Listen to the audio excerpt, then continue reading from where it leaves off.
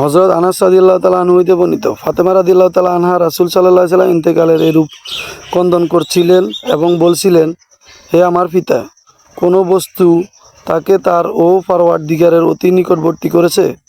হে আমার পিতা, আমরা জিবরাইল আলাইহিস সালাম এর নিকট তার মৃত্যুর শোক প্রকাশ করছি। হে আমার পিতা, জান্নাতুল ফেরদাউস যার বাসস্থান। হাদিসটি নাসাইতে 1844 নম্বর রয়েছে। হযরত জাবির রাদিয়াল্লাহু তাআলা আনহু হইতে বর্ণিত, তার পিতা উহুদের যুদ্ধে শহীদ হন। আমি তার মুখমণ্ডল থেকে কাপড় সরিয়ে কাঁদছিলাম, আর লোকেরা আমাকে নিষেধ করছিল, কিন্তু রাসূল সাল্লাল্লাহু আলাইহি ওয়াসাল্লাম আমাকে নিষেধ করেনি।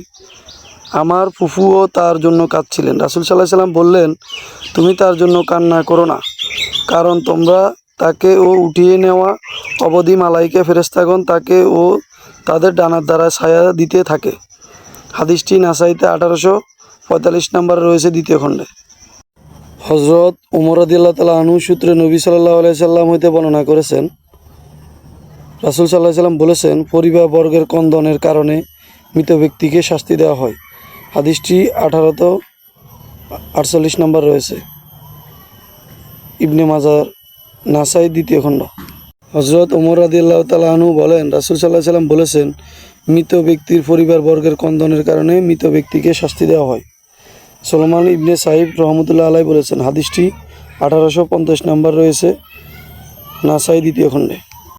আব্দুল্লাহ ইবনে সুবাহা রাদিয়াল্লাহু তাআলা আনহু হইতে বর্ণিত, তিনি বলেন, আমি মুহাম্মদ ইবনে শিরিন রহমতুল্লাহ আলাইকে বলতে শুনেছি, একদিন ইমরান ইবনে হুসাইন রাদিয়াল্লাহু তাআলা আনহুর কাছে উল্লেখ করা হইল যে মৃতকে জীবিত কান্না করার কারণে শাস্তি দেওয়া হয়। ইমরান রাদিয়াল্লাহু তাআলা আনহু বলেন, এটা রাসূল সাল্লাল্লাহু আলাইহি সাল্লাম বলেছেন।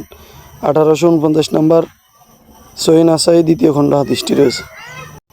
মৃত ব্যক্তির জন্য বিলাপ করে কান্না করা প্রসঙ্গে হাকিম ইবনে কায়েস রাদিয়াল্লাহু তাআলা আনহু হইতে বর্ণিত, কায়েস ইবনে হাশিম রাদিয়াল্লাহু তাআলা আনহু বলেছেন, তোমরা আমার ও জন্য বিলাপ করবে না, কেননা রাসূল সাল্লাল্লাহু আলাইহি সাল্লামের জন্য বিলাপ করা হয়নি। হাদিসটি 1851 নম্বর রয়েছে, নাসাই, দ্বিতীয় খণ্ডে। আনাস রাদিয়াল্লাহু তাআলা আনহু হইতে বর্ণিত, রাসূল সাল্লাল্লাহু আলাইহি সাল্লাম মহিলাদের বায়াত করার সময় অঙ্গীকার নিয়েছিলেন যে তারা মৃতের জন্য বিলাপ করবে না। তখন তারা বলল, হে আল্লাহ রাসূল সাল্লাল্লাহু আলাইহি সাল্লাম, মহিলারা জাহিলি যুগের মৃত ও জন্য বিলাপের ক্ষেত্রে আমাদের সহযোগিতা করত, আমরা এখন কি ও মৃতদের জন্য বিলাপের জন্য তাদের সহযোগিতা করব না? রাসূল সাল্লাল্লাহু আলাইহি সাল্লাম বললেন, না, ইসলামে মৃত ব্যক্তির জন্য বিলাপের কোনো সুযোগ নেই। হাদিসটি 1852 নম্বর, নাসাই, দ্বিতীয় খণ্ডতে রয়েছে।